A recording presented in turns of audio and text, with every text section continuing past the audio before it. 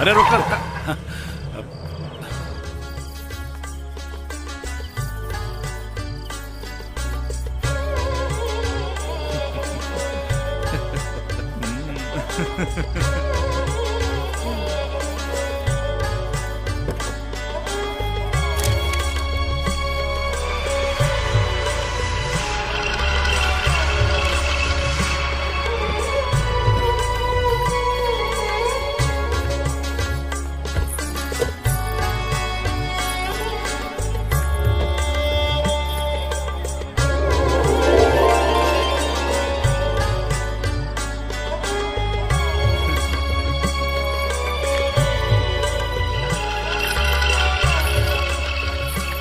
ले जा ले जा ले जा।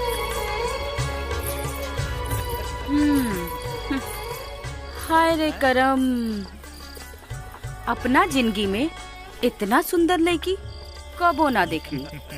ता निकाला सुंदर चीज के सुंदर कीमत। और हाँ, ये हमार पतो भी बिया। बाबूजी पैसा पकड़ा और निकला लोग ऐजा से। यहाँ पर पूरा पतो जैसन सेवा सत्कार होखी।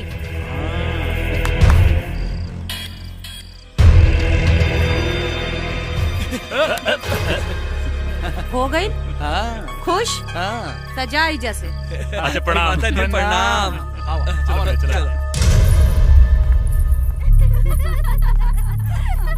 ई रहल तोहार कमरा।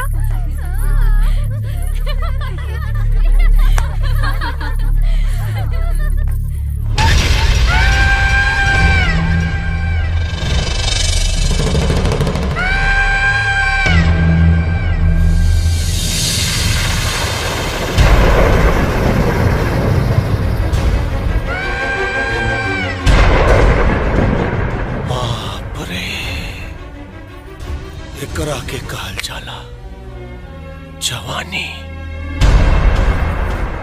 ऊपर से लेके नीचे तक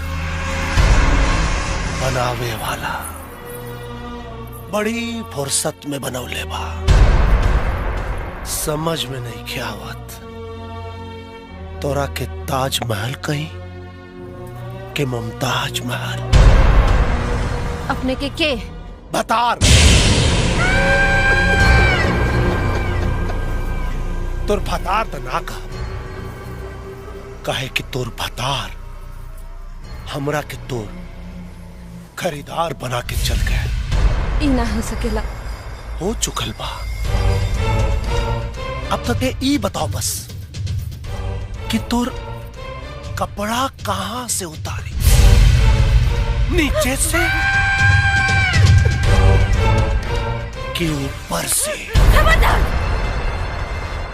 एगो सुहागन के सेज पे सूत के ओकर कपड़ा उतारे के बात करा तारा। याद रखी हो, जमीन तक का नरक भी नसीब ना होई। स्वर्ग नरक ये हमार बुलबुल सब तोरा देह में बा। नोचब तो जरूर कहे कि पैसा देने। अब तू चीख चाहे चिल्लो। अम्मा जी,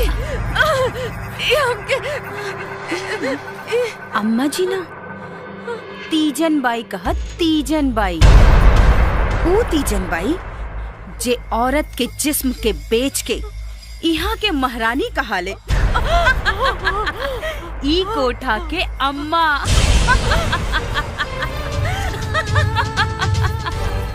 जा, तोहार तकदीर तोहार इंतजार कर रहल बा। जा।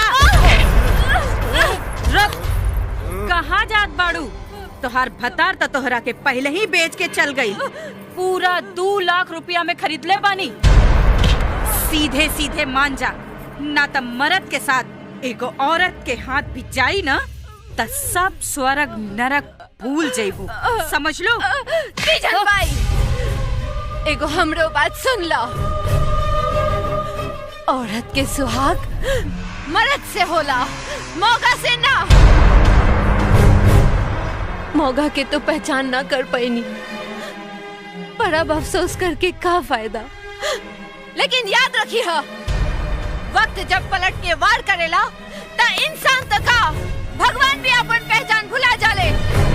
जायदा हमरा के ना तो अच्छा ना होई।